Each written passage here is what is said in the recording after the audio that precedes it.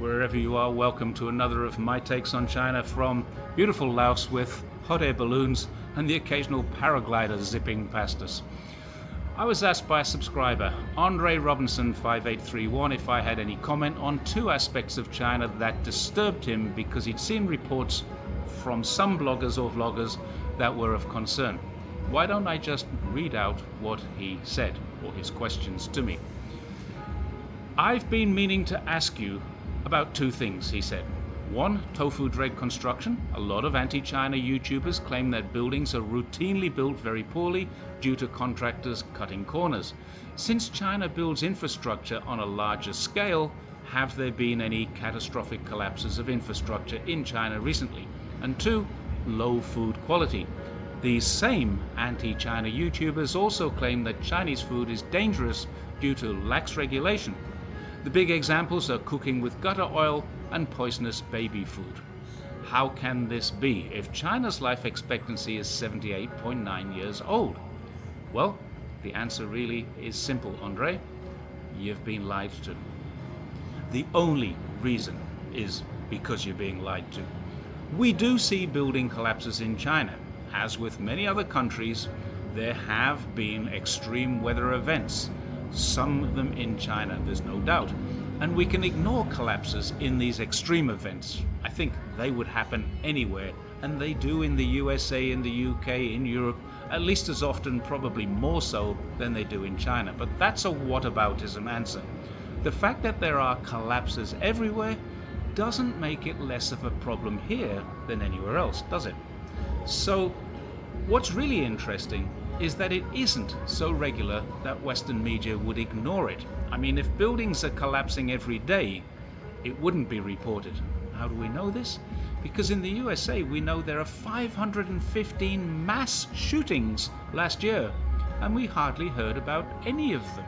The USA also had 2,346 train crashes last year, resulting in 266 deaths. But I only remember reading about one of them. So we know that things happening on a daily basis, if they're so regular, don't get reported in the media.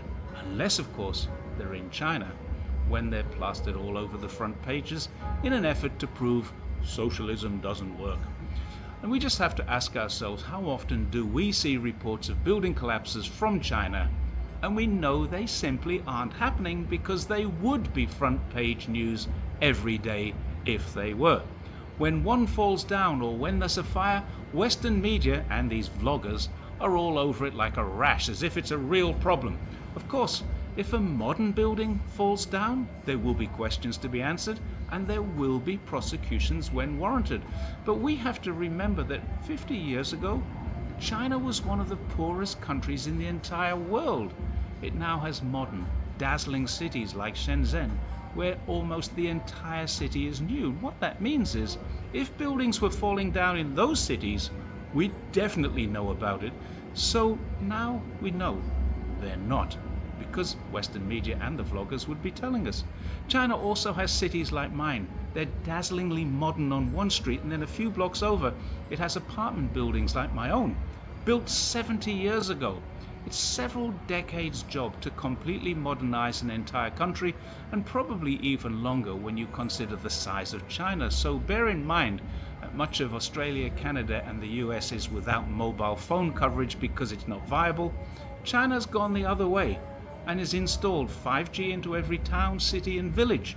It doesn't seem feasible that a country would build a road into every single village, place 5G transmitters into the village to allow communications and transport to and from the village, and then build houses or buildings that fall down. When you approach it like that, it's hard not to see the logic. We would know if they were falling down. So the one thing I would ask myself is this: the high-speed rail, perhaps the most important and significant infrastructure project in history, has been expanding now for over 15 years. I can't remember, can you see one of the bridges, and there are 47,000 of them, or the tens of thousands of kilometers of tunnels, and there are 6,102 kilometers of them, collapsing?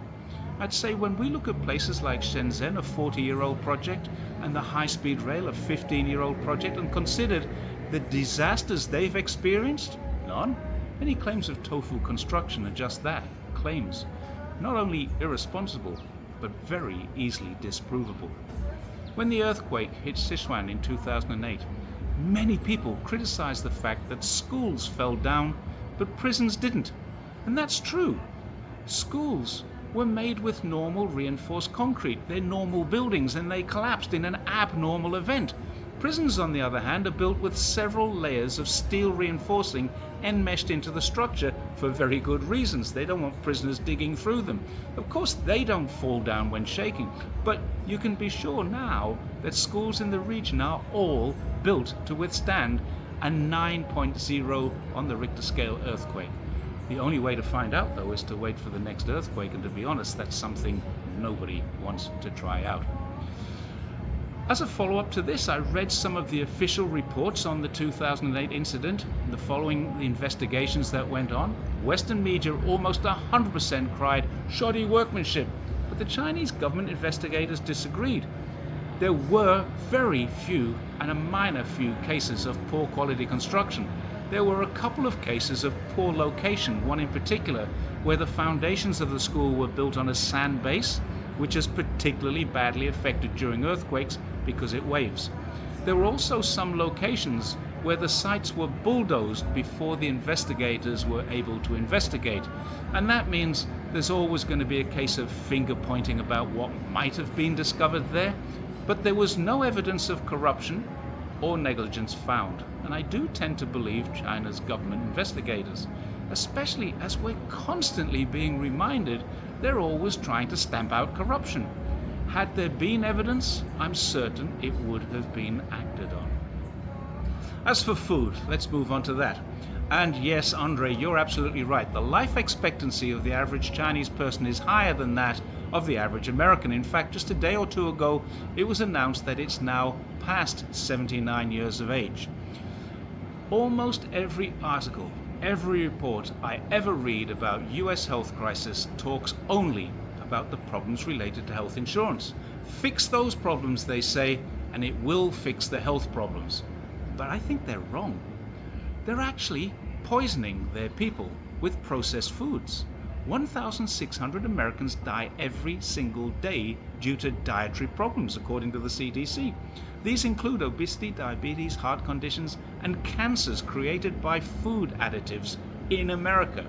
So China has incredibly strict health regulations with new standards regularly implemented. The most recent was just a month ago.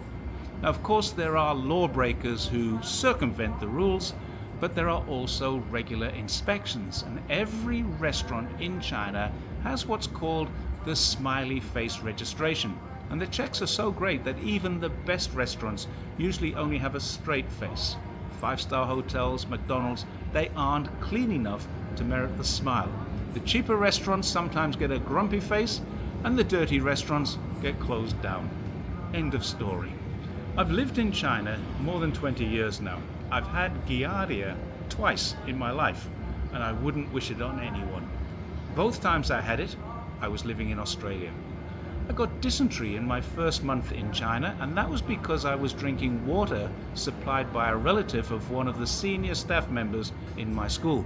I was one of about 20 people who got very sick, and the supplier of the water, I was told, skipped the country to avoid prosecution. Now that was more than 19 years ago. I haven't had more than a minor tummy bug ever since, so perhaps I have a strong constitution, but I've also had a lot of visitors here, none of whom have been sick in the places that I take them to. So I think it's a fairly safe bet that the food standards in China are pretty good. The baby milk scandal was 2008. That was 16 years ago. And it was true, there were 3 or maybe 4 deaths of children and hundreds of sick babies. The CEO of the company was caught and sentenced to death with a 2-year suspension, which means after 2 years of good behavior, her sentence was commuted to life imprisonment. After 11 years, she was eligible for parole, and I read that she was released last February. 2 others involved in the event were apparently executed, but the only source I have for that is the BBC. They could also have been commuted and now be living normal lives back in their hometown or still in prison. I just don't know. And I most certainly won't rely on the BBC for accurate information about what's happening in China. That would be folly. Gutter oil was definitely a thing, for sure. Leftover food was collected, ostensibly to be served to pigs in the pig farms, but there was a profit to be made by rendering it down and selling it back to restaurants. Now, as far as I know, there hasn't been a confirmed case of this happening in many, many years, probably at least 10 and more likely 15, maybe more. I simply can't find any recent reference to it, despite searching, except on sites like Falun Gong, which regularly regurgitate rubbish stories. And that pun was intended. Cases of this happening and being reported now would almost certainly be very old, or front page news in China. If there was a more recent case anyone can link me to, I'd be more interested, but I suspect the only way we would know that it's happening would be because the controls are catching people doing it. The more people getting caught, the less likely people are to continue. Now, some crimes are related to poverty, and since there is little or no poverty left in China, who wants to go around collecting food, rendering it down and selling it back for pennies when there's a chance of a bullet if they get caught? Certainly not many. I honestly don't believe reports about it because I can't find any recent reports going back beyond 2015. There was a few around 2013 and all of them were in Western media. There was a CNN report in 2024 which claimed that fuel trucks were being used to collect used oil and fuel, then without being sanitized, were being used to transport cooking oil. The Food Safety Office of China's Administrative State Council, yes, there is such a thing, announced an interdepartmental team would investigate the transportation of edible oil, pledging that those responsible for any malpractice, and I quote, will be severely punished in accordance with the law. Okay, so what happened? On the 25th of August, CGTN reported that there had been criminal activity. 2 drivers involved were punished, 5 owners of trucks involved, and 7 companies that they were working for were all punished according to the law. Now, I recall seeing all the allegations all over Western media. I had not, until researching this video, seen the results. It's another of those events that Western media will shout loudly for all to see when there's wrongdoing, which there was, but conveniently omit to report when that is corrected. But Chinese media, in a clear and transparent way, report what really happened. So yes, there are some criminals, but no, they don't get away with it for long. And those that are caught will face severe punishment up to and including execution. No one with any sense will mess with the food in China now.